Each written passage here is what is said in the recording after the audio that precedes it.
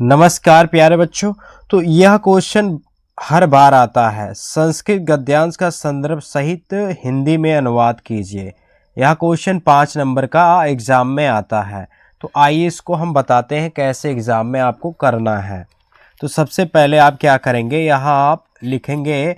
सबसे पहले यहाँ देख लेते हैं, तीसरा है प्रश्न, तीसरा है। तो यहाँ सबसे पहले लिखेंगे प्रश्नोत्तर। प्रश्नोत्तर संख्या फिर लिख देना है 3। सबसे पहले आप लिखेंगे प्रश्नोत्तर संख्या 3। इसके बाद यहाँ पटरी से आप इसको खींच लेंगे, पटरी से यहाँ खींचेंगे लाइन।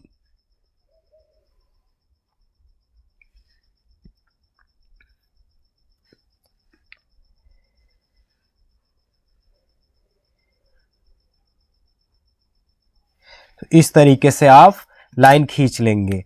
अब इसके बाद आपको क्या करना है, और यहाँ से 2 शब्द वाराणसी सुविख्यात सबसे पहले लिख लेना, और लास्ट वाला बहु प्रशंसन्ति तो इसको लिख लेना है। तो सबसे पहले हम क्या करेंगे, यहाँ लिख लेंगे वाराणसी, वाराणसी, वाराणसी सुविख्याता, सुविख्याता ये लिख लेंगे। इसके बाद हमें क्या करना है, यहाँ डॉट डॉट कर देना है, डॉट डॉट डॉट लिख देना है लास्ट वाला 2 शब्द बहु प्रशंसन्ति, ये लिख के फुल स्टॉप लगा देना है। अब इसके बाद आप यहाँ हेडिंग डालेंगे। सबसे पहले हमें क्या करना है, सबसे पहले हमें लिखना है संस्कृत गद्यांश का संदर्भ, संदर्भ फिर सहित हिंदी में अनुवाद। पहले आप संदर्भ लिखेंगे, फिर उसके बाद अनुवाद लिखेंगे। तो आइए सबसे पहले हेडिंग डालेंगे संदर्भ, यहाँ हेडिंग डालेंगे संदर्भ, संदर्भ, संदर्भ हेडिंग हो गया। अब इसके बाद हम यहाँ देख लेंगे किसके बारे में ज़्यादा है। तो यहाँ वाराणसी शब्द आ रहा है, तो ये वाराणसी नामक पाठ से ही लिया गया है, वाराणसी शब्द आ रहा है। तो आप सबसे पहले यहाँ से पढ़ना स्टार्ट करेंगे। तो उसमें आप लिखेंगे प्रस्तुत, और क्या है, संस्कृत गद्यांश है। तो इस प्रकार से लिखेंगे कि प्रस्तुत संस्कृत गद्यांश है। हमारी पाठ्य पुस्तक इस तरीके से बनाकर लिखेंगे। तो यहाँ हम आपको लिखकर बता रहे हैं। यहाँ सबसे पहले आप क्या लिखेंगे, प्रस्तुत लिखेंगे, प्रस्तुत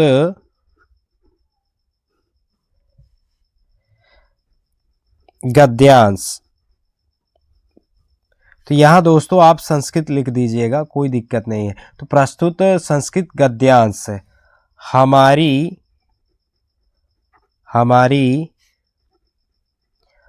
पाठ्य पुस्तक, पाठ्य पुस्तक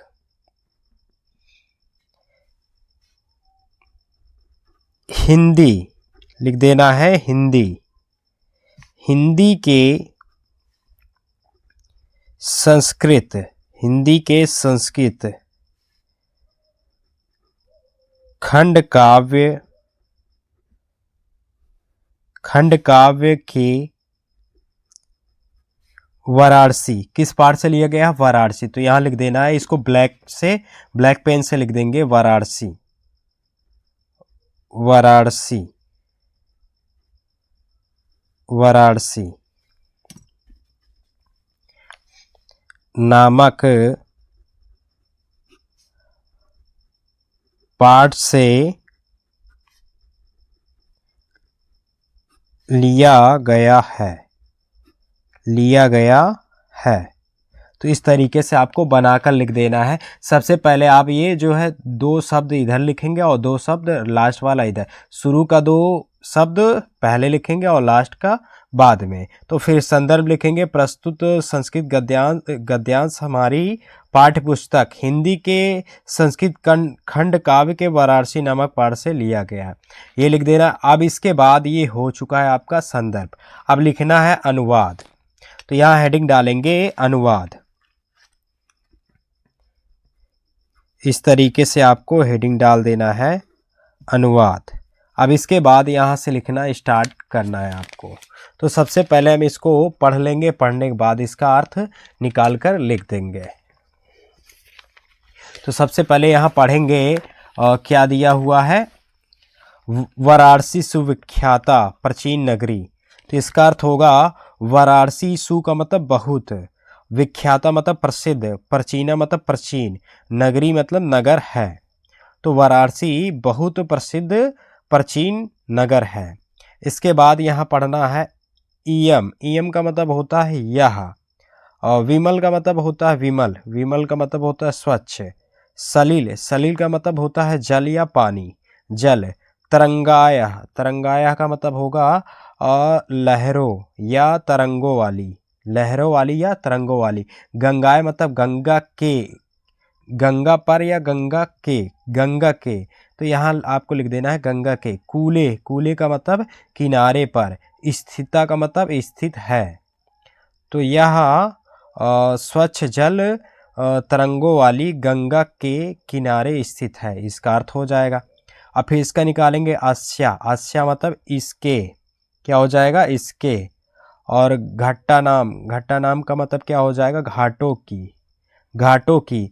वलयाकृति, वलयाकृति का मतलब हो जाएगा गोलाकार। पंक्ति, पंक्ति का मतलब पंक्ति हो जाएगा। ध्वलायाम का मतलब हो जाएगा सफेद। चंद्रिकायाम का मतलब चांदनी, सफेद चांदनी। बहुरजते, बहुरजते का मतलब क्या होगा, बहु का मतलब बहुत, बहु का मतलब बहु, रजते का मतलब होगा सुशोभित होती है। तो इसका अर्थ होगा इसके घाटों की गोलाकार पंक्ति सफेद चांदनी में बहुत सुशोभित होती है, ये लिख देना है। फिर इसके बाद आगणिता, आगणिता का मतलब, आगणिता का मतलब होगा बहुत से या असंख्या, क्या होगा, असंख्य। पर्यटका, पर्यटका का मतलब क्या होगा, यात्री यानी पर्यटक, यात्री। सुदूरभ्य, क्या हो जाएगा, सुदूरभ्य मतलब दूर दूर से। देशभ्य मतलब देशों से। नित्यम, नित्यम का मतलब होता है प्रतिदिन, नित्यम। अत्र मतलब यहाँ। अयंती मतलब आते हैं। तो यहाँ आपको लिख देना है कि असंख्य यात्री दूर दूर देशों, दूर दूर, सुदूरभ्य का मतलब दूर दूर, और देशभ्य का मतलब देशों से। नित्य मतलब रोज यानी प्रतिदिन। अत्र मतलब आते, यहाँ, अत्र का मतलब यहाँ, आयंती मतलब आते हैं। फिर अस्या, अस्या ये चा लगा हुआ, चा मतलब और, पढ़ेंगे और। अस्या का मतलब होगा इसके। और घट्टा नाम, घट्टा नाम का मतलब होगा घाटों की। शोभम का मतलब होगा शोभा, विलोक मतलब देखकर। इमम, इमम का मतलब इसकी। बहु मतलब बहुत। प्रशंसंती का मतलब होगा प्रशंसा करते हैं। तो इस तरीके से आपको लिखकर आपको हम बता रहे हैं। तो सबसे पहले आपको लिख देना है यहाँ, यहाँ हम आपको लिख दे रहे हैं कैसे, अभी हमने आपको अर्थ बताया तो यहाँ हम लिख दे रहे हैं। वाराणसी लिखेंगे, वाराणसी, वाराणसी बहुत प्रसिद्ध, बहुत प्रसिद्ध। फिर लिख देना है आपको प्राचीन, लिखेंगे प्राचीन नगरी है।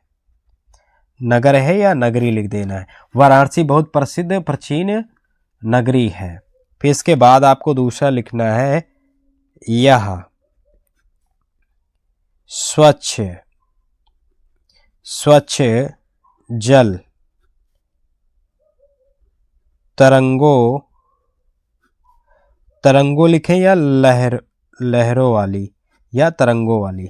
यह स्वच्छ जल तरंगों वाली गंगा के, गंगा के किनारे, किनारे पर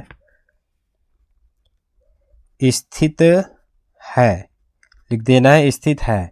उस दोस्तों यहाँ क्या लिख रहे हैं, उसी का अर्थ लिख रहे हैं। तो आपको भी अभी हमने आपको अर्थ बताया तो अर्थ ही यहाँ आपको लिख देना है। फिर लिखना है इसके, इसके घाटों की गोलाकार पंक्ति, गोलाकार पंक्ति सफेद सफेद चांदनी, सफेद चांदनी में बहुत सुशोभित सुशोभित होती है। असंख्य यात्री दूर दूर देशों से यहाँ आते हैं और इसके घाटों की शोभा को देखकर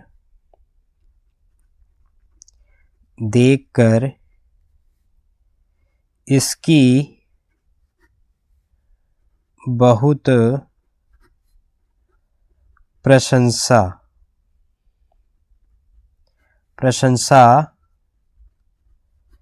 करते हैं। तो इस प्रकार से आप लिख देंगे। तो इसका अर्थ हमने यहाँ लिख दिया। है।